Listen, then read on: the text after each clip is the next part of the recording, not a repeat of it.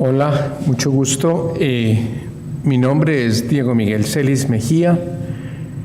Yo soy médico internista neumólogo, trabajo en la clínica Cardiovid, pertenezco al servicio de neumología de la clínica. Además, soy docente de Medicina Interna, Fisiología y Epidemiología de la Facultad de Medicina de la Universidad Pontificia Bolivariana. Para el día de hoy me ha correspondido una gentil invitación de parte del grupo o de la parte de la coordinación de trasplantes de la clínica, referirme a ustedes, hablarles sobre las complicaciones y cuidados de los pacientes de trasplante de corazón y pulmón. Debo hacer una observación.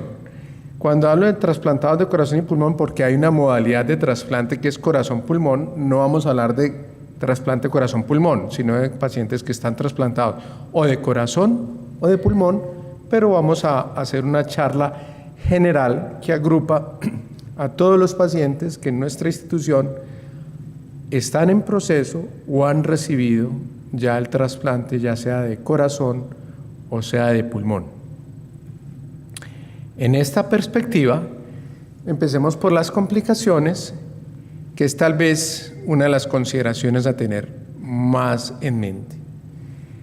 Los pacientes trasplantados tienen un espectro de complicaciones muy diversas, que son las infecciones, las complicaciones renales, metabólicas, psiquiátricas, neurológicas, hematológicas, entre otras. El espectro es grande, pero nosotros debemos reconocer entonces que existen posibilidades en los pacientes de esas complicaciones. Voy a tratar de manejar un lenguaje lo más cercano a ustedes y espero que no irme a enredar la vida ni enredarle la vida a ustedes con algún momento, porque voy a hacer unas explicaciones que de pronto van a ser detalladas, pero vamos a tratar de hacerlo lo más sencillo posible al lenguaje de un paciente común y corriente, en el sentido de que a veces los lenguajes son técnicos, entonces hay que tratar de llegar a un punto común donde nos entendamos todos. Entonces, entendamos que las complicaciones son eventos o circunstancias que pueden llamarse desafortunadas, no necesariamente catastróficas, sino desafortunadas porque uno pues quisiera ir en algo sin tener traspiés, pero a veces suceden, y eso casi que todos los pacientes trasplantados o que son sometidos a algún tipo de terapia mayor pueden tener algún traspiés que puede ser momentáneo, transitorio o puede ser de largo plazo. Entonces, des en cuenta que a pesar de que los llamados a entender que son el trasplante de pulmón o el trasplante de corazón, hablo acá, estoy señalando aquí toda esta perspectiva en esta figura humana de todas las posibilidades que pueden haber de complicaciones alternas a otros órganos. En ese orden de ideas, pues estoy señalando que pueden haber complicaciones desde la esfera neurológica y psiquiátrica, y va también la parte psicológica. Todos los pacientes, como vamos a ver, pueden tener algunas consideraciones frente a ello. Pueden tener complicaciones del pulmón como tal, o sea, se van a complicar de ese pulmón que está trasplantado. O ese corazón que fue trasplantado puede volverse a enfermar o tener una complicación per se. Pero también pueden haber complicaciones a nivel gastrointestinal, a nivel hepático, digestivo. Pueden haber complicaciones renales, pueden haber complicaciones en toda la parte digestiva, en la parte sanguínea y las complicaciones en el esqueleto óseo. De manera que estar sometido a trasplantes es importante tenerlo en mente. Pero, ¿dónde comienzan las cosas? Las cosas comienzan porque cuando uno trasplanta un paciente, ya sea de corazón o trasplanta un paciente de pulmón, es muy importante entender que los pacientes deben ser sometidos a una terapia inmunosupresora. una terapia o un tratamiento inmunosupresor. Cuando hablamos de un tratamiento inmunosupresor significa que las defensas se van a alterar y esas defensas van a quedar alteradas de aquí en adelante. Existen 3 tipos o 3 pilares dentro del tratamiento inmunosupresor. O sea, cuando un paciente se va a trasplantar y se trasplanta, van a haber 3 pilares que soportan el tratamiento, y ese tratamiento es longitudinal en el tiempo, o sea, sigue de ahí en adelante, y son los tratamientos con los glucocorticoides o esteroides, en este caso la prednisona, que es un tratamiento que inicialmente recibe una dosis amplia en el posoperatorio y después una dosis de mantenimiento. Otros medicamentos que son los inhibidores de la calcinurina, que son el tacrolimus y la ciclosporina. Esos medicamentos fundamentalmente entonces van a tener impacto en la forma de las defensas, cómo actúan, ¿de acuerdo? Y todos ustedes, los que ya están trasplantados, han tenido o recuerdan que existe la posibilidad entonces de que estén recibiendo el medicamento tacrolimus al comienzo del trasplante. Se recibe el medicamento con ciclosporina. Y existen otros que son los antiproliferativos, que son el micofenolato y la azatioprina. Más comúnmente usado el micofenolato más que la azatioprina. Dijéramos que esos 3 pilares que están actuando y que están fundamentando están dirigidos a una condición fundamentalmente, y es preservar o prevenir la aparición de las formas de rechazo del injerto. Y vamos a llamar el injerto ese órgano que fue trasplantado. Entonces, el órgano que fue trasplantado o injerto, que es lo que se le coloca al paciente, se puede ver rechazado. ¿Por qué? Porque nosotros, los organismos, el organismo de cada uno nuestro, tiene un sistema inmunológico, un sistema que está definitivamente encargado de defendernos contra noxas, ¿sí?, contra eventos que tratan de ingresar al organismo, y hay un ejército que enseguida vamos a tratar de mencionarlo, cómo funciona, que inmediatamente detecta la entrada, la presencia de un agente extraño, se activa todo ese ejército que cada ser humano tiene a su interior. Y es un ejército que al final es propio, individual, único de cada uno. Por eso es tan importante entender eso, que uno tiene un sistema de defensa que lo reconoce a uno absolutamente como propio, y lo que venga de afuera es extraño. Y por eso nosotros tenemos que mantener una terapia inmunosupresora para poder controlar ese sistema inmunológico, y vamos a tener que, por hacer esto, pagar unas consecuencias que pueden ser las que vamos a ver ahorita, y si no son las consecuencias, dijéramos unos riesgos que están presentes por esa terapia.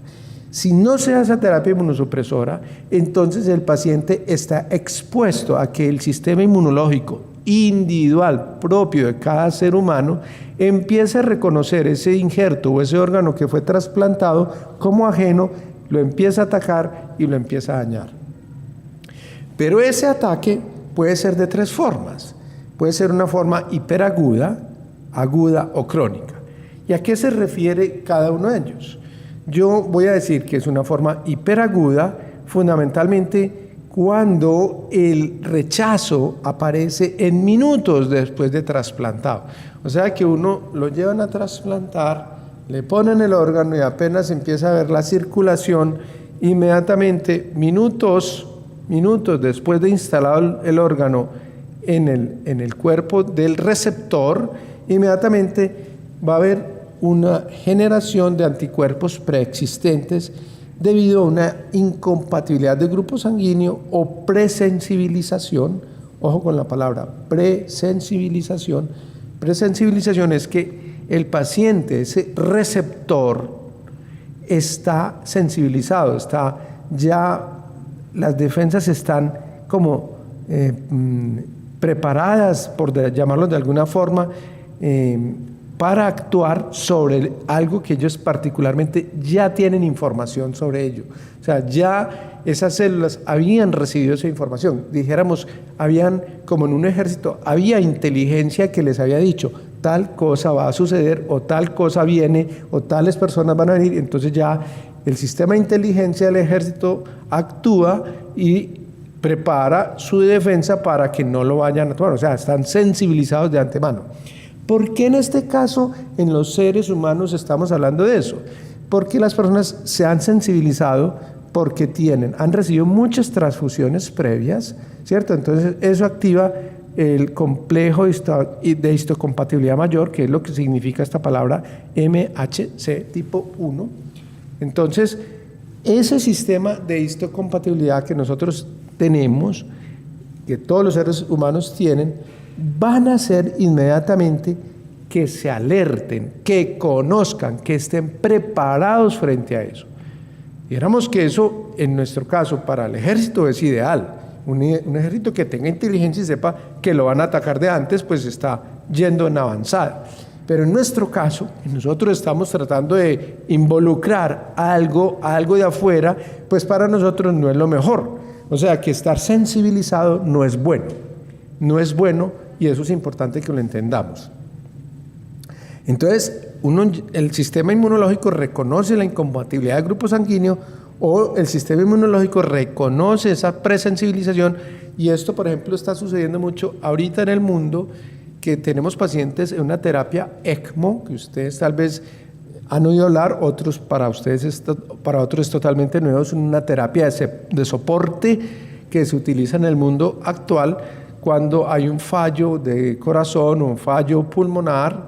Entonces se pone un paciente y es un oxigenador de la sangre extra, porque ya el pulmón no lo logra hacer, y entonces se oxigena por fuera, y eso exige que el paciente reciba muchas transfusiones. Entonces se transfunden los pacientes en ECMO, ya sea para corazón o pulmón, pero esos pacientes se van sensibilizando, y al tener eso, usted está aumentando el riesgo de tener una forma de instalación de un rechazo hiperagudo. ¿De acuerdo? Y las características que hacen que eso suceda fundamentalmente es la presencia de esos anticuerpos que se unen contra el endotelio. El endotelio es la pared de los vasos sanguíneos, del injerto, o sea, del órgano que fue impuesto, que fue recibido por el donante, ¿cierto? Por el receptor, y en ese orden de ideas, esos vasos sanguíneos, esas arterias, esos vasos van a ser injuriados es lesionados, atacados por las células del receptor, de quien está recibiendo esa donación, y se van a activar unos mecanismos que se llaman complemento, polimorfonucleares neutrófilos, agregación plaquetaria. Eso es como decir, se van a activar soldados, se van a activar tenientes, coroneles, mayor, que son los niveles de rango, y se van a activar carrotanques, se van a activar diferentes formas de sistemas de defensa del ejército. ¿Por qué hay que hablar en este sentido? Pues porque es que un sistema inmunológico es un sistema de defensa. Entonces ahí lo más parecido es un ejército o una policía. Entonces, en ese orden de ideas es entender esa situación. Ahora, la otra forma de rechazo del injerto es la forma aguda. Esta sucede días después de instalado. Vean que el anterior, el hiperagudo, sucede en minutos, en las primeras horas de puesto el órgano, y se va a manifestar, pues inmediatamente nosotros vamos a detectar que el paciente no va bien, que va a tener una crisis, y eso es una situación difícil, pues que ya toca pues al grupo médico empezar a manejar, pero sería desafortunado hacer un rechazo hiperagudo. En ese orden de ideas, los agudos aparecen en días y se da fundamentalmente por activación de linfocitos. Los linfocitos son unas células que están dentro del rango equiparado al ejército, son un rango, o sea, son coroneles, ¿de acuerdo? Son generales, entonces son defensas de alto rango que van a activarse y van a hacer que aparezcan unas células que llaman células T. citotóxicas es porque tienen la capacidad de producir toxicidad a las otras células, ¿de acuerdo? Y las otras, las células B y T ayudadoras colaboran en la producción de anticuerpos. Los anticuerpos son proteínas que se generan en los linfocitos, que son proteínas encargadas de ir a la superficie de las células o de las bacterias o de los virus que son detectados y van y se pegan para que esos anticuerpos generen como unos signos de atracción. Eso es como si usted fuera en el campo de batalla y usted llevara, el enemigo llevara franjas, por decir algo, que usted con unas luces especiales sean refractivas, entonces usted inmediatamente va a reconocer dónde están los que no son de su bando, por una franja, por una cinta de un color que usted logró por algún sistema de inteligencia ponérsela a su enemigo, y entonces cuando usted va a atacar va a ver que los que tengan esa franja no son de su bando, entonces usted los va a ir a atacar. Así más o menos funciona. Perdón que siga insistiendo en este fenómeno del ejército, pero estamos hablando de un sistema de defensa que es este. Bueno, y en la otra forma es la forma crónica. La forma crónica de rechazo es la que aparece en meses o años, que con alguna frecuencia nosotros vemos que aparecen en los pacientes y que son múltiples mecanismos inmunológicos que pueden hacer que empiecen a aparecer, o la otra condición es la recurrencia de la enfermedad previa que el paciente tenía antes de ser trasplantado. Entonces aparece y entonces vamos a ver eso. Y hay mecanismos totalmente no entendidos que pueden involucrar linfocitos, fagocitos, complementos y anticuerpos, los mismos lineamientos que hacen que esto aparezca. Entonces, después de trasplantado a un paciente, su vida va a cambiar de forma radical. Eso no es un secreto para nadie, no estoy diciendo nada nuevo. Para los que están viendo esta charla, que se están preparando para el trasplante, pues creo que no es nada nuevo lo que les estoy diciendo acá. La vida va a cambiar de forma radical para muchas formas del estilo de vida, pero también, si es voluntad de Dios, para mejorar su calidad de vida y para volver a tener una calidad de vida lo más cercano a cuando estaba aliviado el paciente. Entonces va a cambiar de forma radical en ese sentido y por muchas cosas de su estilo de vida que va a tener que cambiar. Ahora, muchas cosas van a mejorar en la calidad de vida. La desaparición de la asfixia, disnea de esa asfixia, de los edemas, o sea, de los hinchazones, de la fatigabilidad, del cansancio, la tolerancia a los alimentos, porque los pacientes con fallo cardíaco crónico, por ejemplo, se mantienen distendidos, llenos, con una sensación de plenitud digestiva que no les apetece comer, porque como las vísceras del tracto digestivo están hematizadas, entonces pues van a tener esa hematizadas, repito, deshinchadas, entonces no van a tener la capacidad de absorción y están distendidas y gruesas. La necesidad de oxígeno suplementario muy probablemente va a desaparecer, ¿de acuerdo? Y las necesidades de hospitalización van a disminuir mucho, porque si funciona ese trasplante, el paciente pues va a vivir más tiempo en la casa, en la calle, que en la clínica y en el hospital, ¿de acuerdo? Ese es uno de los logros que parece. Y se introduce un elemento nuevo que a partir de esa cirugía es la condición de inmunocomprometido, o sea, un paciente trasplantado se debe reconocer a partir de ese momento como un paciente inmunocomprometido. Eso significa que a partir de ese momento sus defensas van a estar alteradas toda la vida, toda la vida.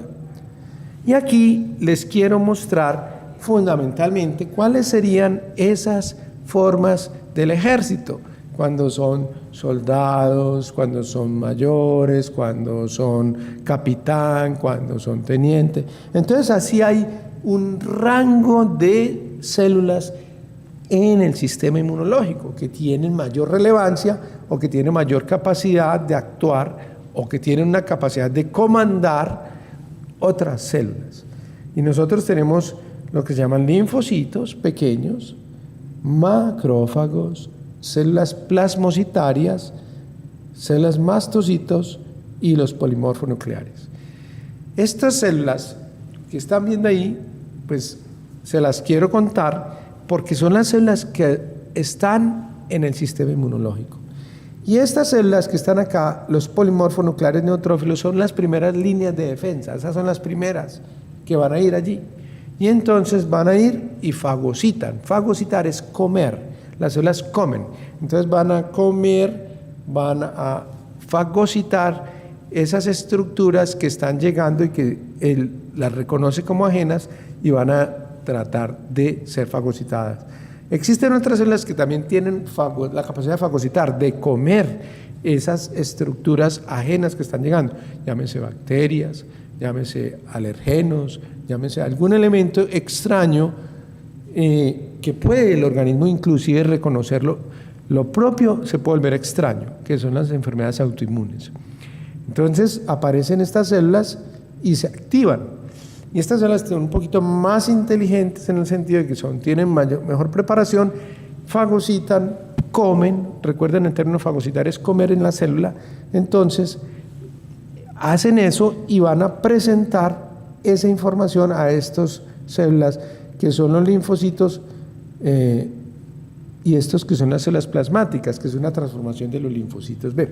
Entonces vamos a tener esto y estos van a generar unas sustancias que llaman interleuquinas, citoquinas y otras, y estas van a formar anticuerpos que van a tener expresión completa. En las vacunaciones, ¿qué es lo que se hace fundamentalmente? Involucrar la presencia de un agente que se inyecta para generar una respuesta inmunológica a partir de estas células, que son estos linfocitos y plasmocitos, que van a generar los anticuerpos para que cuando llegue esa noxa, ese agente invasor, inmediatamente sea activado.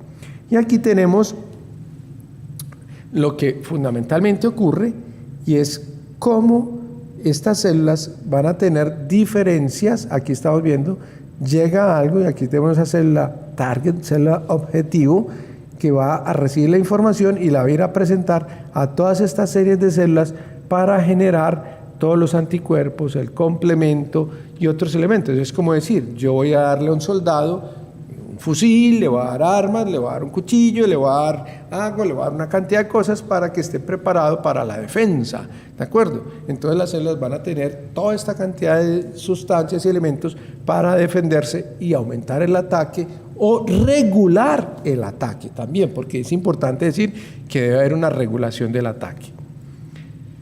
Ahora, hablamos, ya les he comentado mucho del sistema inmunológico y lo que pasa y por qué hay que activar esto. ¿Por qué los medicamentos inmunosupresores tienen que estar presentes? Porque si los medicamentos inmunosupresores no se ofrecen, no se dan, entonces todo este sistema inmunológico se va a activar, porque un órgano que no es el de uno, el que le trasplantan, inmediatamente se va a comportar como una noxa. Noxa es un estímulo que no es deseable, algo que viene a lesionar. El organismo lo va a interpretar así. Entonces, ¿qué va a hacer? Se van a activar todos estos mecanismos y viene el ataque, vienen los rechazos, que son los que hemos mencionado. Pero nosotros tratamos de mantener ese sistema inmunológico, dijéramos, adormecido de alguna forma, para poder que el órgano que llega a las personas trasplantadas puedan mantenerse y durar lo más posible y darle la supervivencia. Y por eso traigo esta escala de supervivencia que tenemos acá, esta gráfica de la supervivencia para el corazón, y donde estamos viendo que el porcentaje de supervivencia al primer año en general es del 87%, 78% al segundo año y 71% al tercer año de supervivencia de los pacientes trasplantados. En pulmón, el primer año el 82%, el 60% al segundo año y alrededor del 50% al tercer año de supervivencia. Esto no se puede tomar a rajatabla, que esto es así. O sea, que cualquiera de ustedes diga, yo llevo 2 años, o sea, que ya dentro de 1 año, en 3 años ya el 50%. No, esto es más o menos una estadística. Nosotros tenemos aquí pacientes que llevan años de trasplantados, 8, 10, 11, 12 años de trasplantados y están en muy buenas condiciones y ahí van.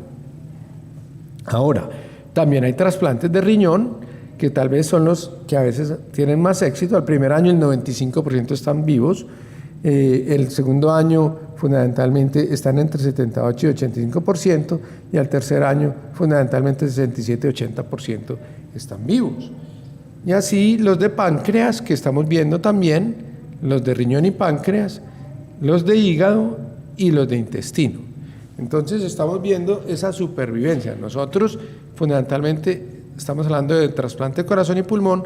Nosotros en nuestra institución no hacemos trasplante de corazón y pulmón al unísono, o sea, un bloque, trasplantar corazón y pulmón es un poquito difícil. La experiencia todavía nosotros sigue siendo un poco corta frente al respecto, pero sí amplia frente a la del corazón y la de pulmón, cada uno separado. Entonces, las claves del éxito y la importancia en estos pacientes que están trasplantados a ustedes es la adherencia al tratamiento. Y eso es muy importante que se reconozca. La adherencia al tratamiento es clave en los pacientes y es determinante para el éxito y mantenimiento para evitar o retrasar la aparición del rechazo. Recuerden que la complicación que estamos hablando, hemos hablado de las complicaciones de rechazo, pero yo les presenté un espectro de complicaciones al comienzo de la charla. De manera que también hay otra consideración y es una adecuada y juiciosa asistencia a las citas programadas con los médicos tratantes.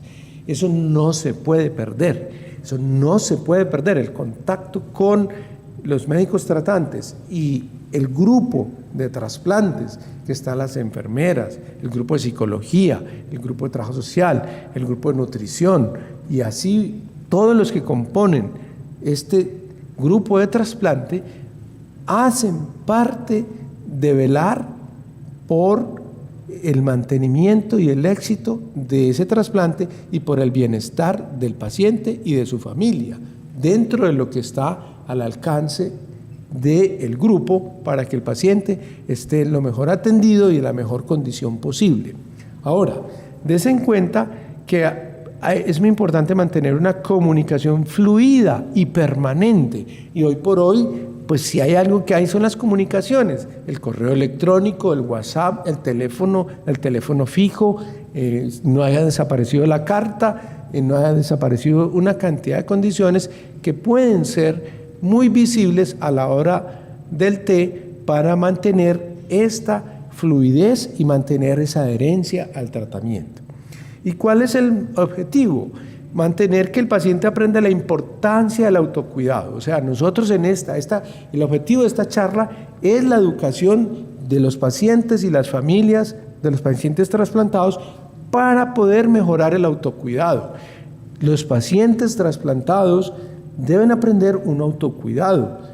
Eso es fundamental y eso es clave en este tipo de terapias. De hecho, cuando se está seleccionando el paciente para trasplantar, nosotros nos ocupamos de ver quién es el paciente y quién es la familia, porque si este paciente y la familia no son capaces de llegar a tener un buen autocuidado, a ser juiciosos, adherentes en el seguimiento, es un trasplante que se va a perder. Es un recurso muy valioso que se va a perder, que se le puede ofrecer a otro paciente, a otra familia, que pueden recibir mejor las cosas porque no va a haber en este grupo familiar, en este paciente, un buen cuidado de las cosas y entonces se va a perder rápidamente todo este esfuerzo de parte del mismo paciente, de parte de su familia, de parte del grupo médico y la responsabilidad social que tenemos como sociedad frente a un sistema de salud de ofrecer un recurso tan valioso a las mejores posibilidades.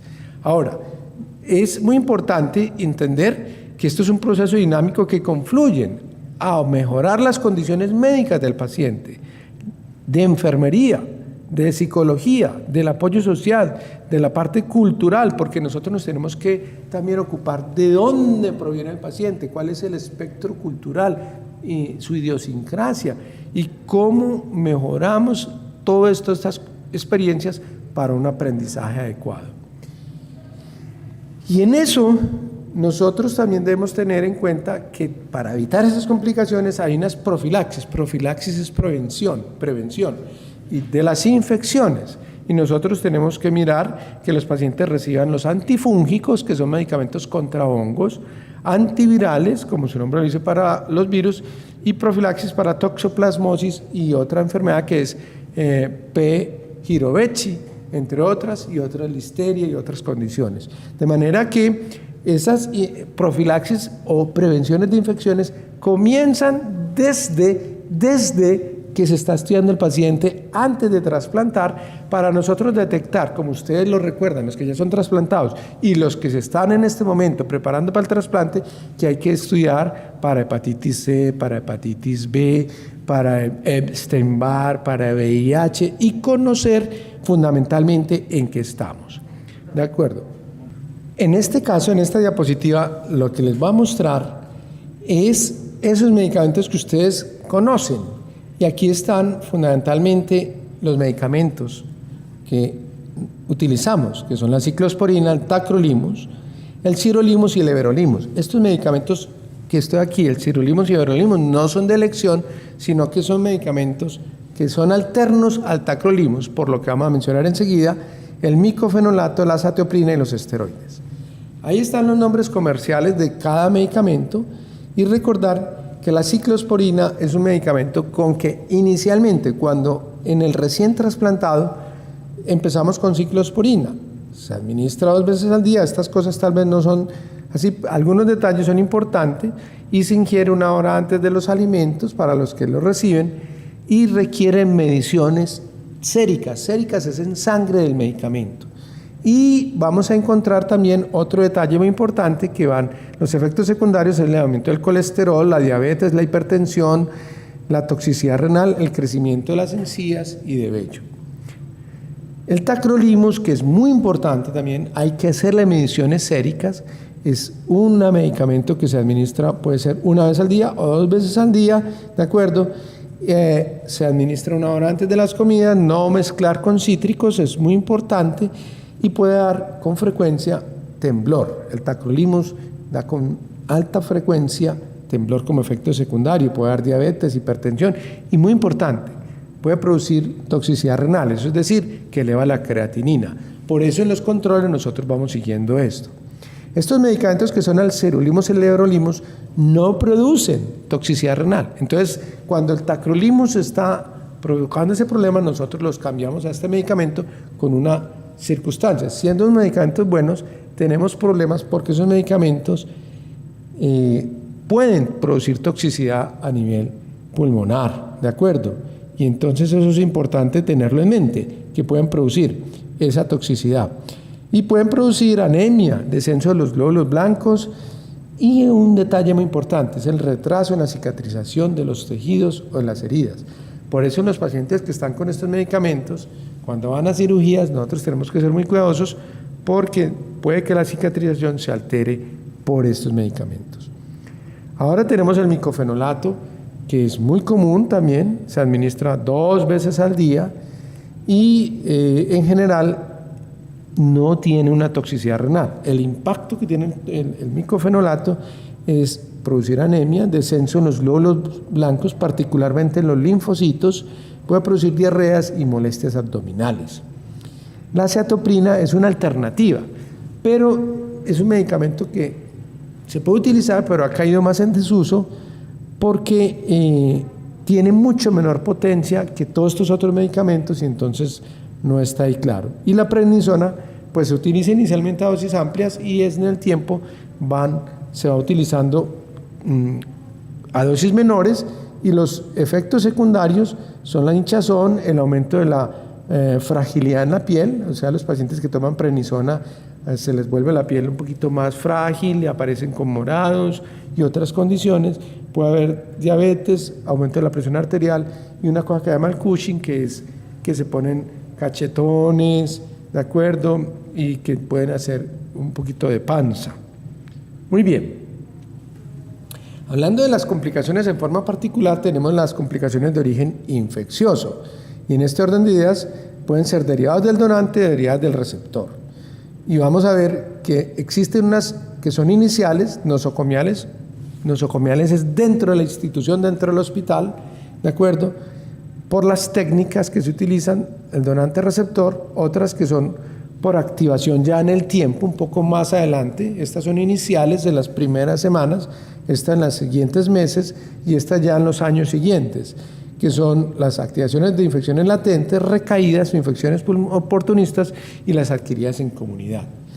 Por eso el cuento de las infecciones es muy importante y tener un enfoque dinámico de parte nuestra, los médicos y el grupo de atención frente al paciente. Y vamos a ver que en los primeros días es la posibilidad de la aspiración, tenemos el estafilococo, que es un germen que nosotros tenemos aquí, ¿de acuerdo? El enterococo resistente a la vancomicina, un hongo que es la cándida, ¿de acuerdo?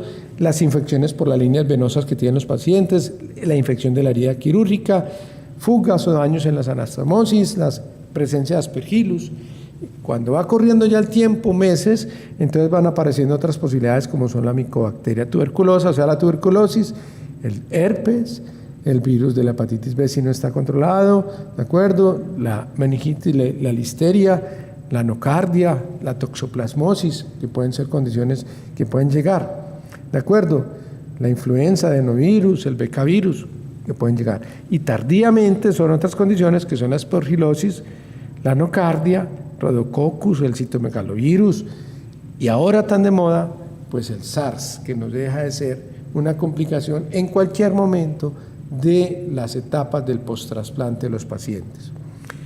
Entonces, recuerden que la respuesta, como estamos dando unos medicamentos que alteran la respuesta inmunológica, que ya lo he explicado, los pacientes no tienen una respuesta inflamatoria suficientemente adecuada y por eso no tienen la respuesta que uno debería ver normalmente. Y los síntomas que a veces en los pacientes cursan tan floridos, aquí puede que no sean tan claros. Y la fiebre puede estar ausente y no siempre que un paciente tenga fiebre es igual a infección. Por lo tanto, al momento inicial, cuando nosotros se trasplanta un paciente, reciben anfotericina, trimetoprim y ganciclovir o valaciclovir, que puede ser al momento inicial, y en el tiempo se mantiene en la terapia con trimetoprim y de acuerdo con cada paciente la anfotericina o los antivirales. La vacunación hace parte muy importante de las prevenciones de las infecciones. Entonces hay que recordar que los pacientes se deben vacunar contra la gripa, contra el SARS-CoV-2, contra el neumococo y la hepatitis B, dependiendo de las evoluciones si no tenía el esquema completo. Y es muy importante entender esto, que la respuesta a las vacunas definitivamente en los pacientes trasplantados no es la misma que en los pacientes no trasplantados y que no reciben medicamentos inmunosupresores. Por lo tanto, hay que definitivamente mencionar que la respuesta inmunológica tiene algún grado de incertidumbre y que puede que no sea 100% óptima. Ahora, hay complicaciones a nivel pulmonar, ¿de acuerdo? Que puede ser de las no infecciones del trasplante pulmonar, que son las complicaciones de las anastomosis. Anastomosis es la unión, entonces de la tráquea original, del bronquio original, al pulmón que viene y se une a esta tráquea y a este otro, eso se tiene que suturar, unir. Y entonces esas anastomosis, esas uniones se pueden dañar y entonces esas anastomosis se pueden dañar las de la vía aérea, las de las arterias, pueden haber trombos en las venas pulmonares. Otra complicación es la disfunción del nervio frénico. El nervio frénico es un nervio que sale de acá, de las raíces nerviosas cervicales, que llegan aquí para inervar el diafragma, que es el músculo más poderoso. Puede pasar eso hasta el 10% de las veces en los pacientes trasplantados y eso hace que la estancia hospitalaria post-trasplante se aumente. El tromboembolismo pulmonar, que son presencia de trombos que migran a las arterias del pulmón, pueden suceder también en los de corazón. Y hay una cosa que es a largo plazo que se llama el trastorno linfoproliferativo post-trasplante, que es la presencia de un linfoma que ocurre en estos pacientes y la recurrencia de la enfermedad primaria. Los pacientes luego del trasplante, llámese de pulmón o de corazón, ¿sí? Todos los pacientes tienden a desarrollar una disfunción renal, o sea, el riñón se empieza a alterar y tiene dos picos. Uno inicial en el primero o segundo año, o sea, los pacientes en el primero o segundo año, la función renal se les altera y luego hacen una más tardía y más sostenida en el tiempo que va alterando la función renal. Eso no significa que los pacientes pues terminen en diálisis, no, pero sí hay que tener en cuenta que los pacientes trasplantados, ya sea de corazón o pulmón, pueden generar enfermedad renal en el tiempo y es una cosa que se ve con frecuencia. Nada que no se pueda manejar, sino que hay que mantener atención. ¿De acuerdo? Y el monitoreo de la función renal es muy importante. Existen las complicaciones neurológicas, que hacen parte también, y nosotros hemos tenido pues complicaciones neurológicas recientemente, pues hemos tenido nosotros en la parte de pulmón un paciente que ha hecho también alguna complicación después del trasplante por algunos infartos en la región occipital que impactan en la visión del paciente. Entonces, estas complicaciones pueden estar presentes. Aquí hay experiencia ya, los neurólogos de la institución han visto varias complicaciones neurológicas que son bastante llamativas la atención, pero en fin, las complicaciones, la encefalopatía, que es un estado de sopor, de turbidez mental, crisis epilépticas, trastornos neuromusculares, que son debilidad muscular, dolor de cabeza y eventos de ACV cerebrovasculares que pueden ocurrir. Ahora, los factores de riesgo para que esto empiece a aparecer es la posibilidad de tener insuficiencia renal post-trasplante, tener una inestabilidad hemodinámica. ¿Qué es una inestabilidad hemodinámica? Que la presión sube, baja, sube, baja, sube, baja. Eso se llama inestabilidad hemodinámica, o tener insuficiencia hepática. Son condiciones que hacen que aumente el riesgo de padecer estas complicaciones neurológicas. Hay complicaciones psicológicas y psiquiátricas. Los pacientes trasplantados desarrollan en el primer año trastornos del ánimo y de la ansiedad, la aparición del delirio.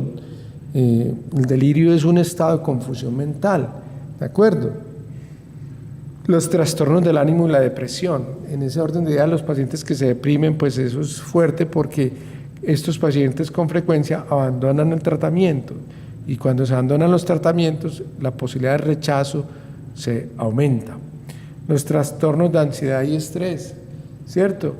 Y los pacientes que desarrollan ideas fantasiosas del órgano recibido, entonces la sensación de que recibió el órgano de otra persona, quién sería, cómo es, y otras cosas que pueden generar esto.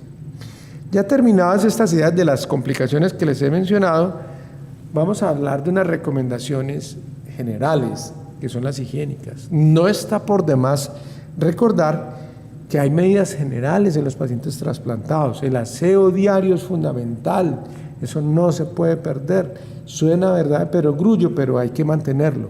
El lavado de manos frecuentes, mucho más ahorita que estamos en este tiempo de pandemia. Y la otra consideración, uñas cortas y limpias. Uñas cortas y limpias es parte de la consideración que deben tener los pacientes trasplantados. Lo otro importante a tener es el uso del cepillado dental en la parte odontológica después de la alimentación. ¿Por qué? Porque un buen aseo dental garantiza que no hayan abscesos o lesiones dentarias que puedan hacer que se infecten, migre esa infección y vaya al pulmón, vaya al corazón, hacen abscesos y en fin, y complicaciones mayores. Los controles al odontólogo, bucodentales, hay que ir periódicamente. Hay gente que si no me duele la muela no voy donde el odontólogo, no, hay que ir cada 6 meses, cada año, así uno goce de buena salud oral, a ver qué le dice el odontólogo, ¿estás bien? Y perfecto, muy bueno. Mantener profilaxis antibióticos si es requerida, o sea, profilaxis es prevención si es requerida en algún tipo de procedimiento. Los cuidados en la piel, el uso diario de cremas hidratantes. ¿Por qué la importancia de mantener hidratada la piel? Porque todos estos medicamentos pueden generar alteraciones en la cicatrización y esto. Entonces, cuando la piel se seca, hace estrías, se rasga y por ahí entran infecciones a la piel. Evitar la exposición solar exagerada y el uso de jabones neutros en la cara. Muy importante, la rehabilitación física cardiopulmonar es casi que fundamental en el seguimiento de los pacientes. Es un cuidado grandísimo que hay que tener en los pacientes, fundamental en esos pacientes.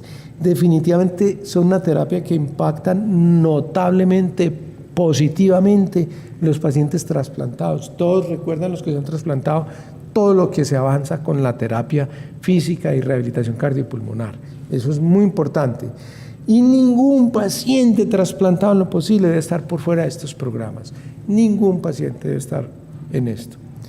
Los cuidados nutricionales. Entonces los cuidados nutricionales son muy importantes, no se pueden olvidar. Un buen hábito dietético es fundamental.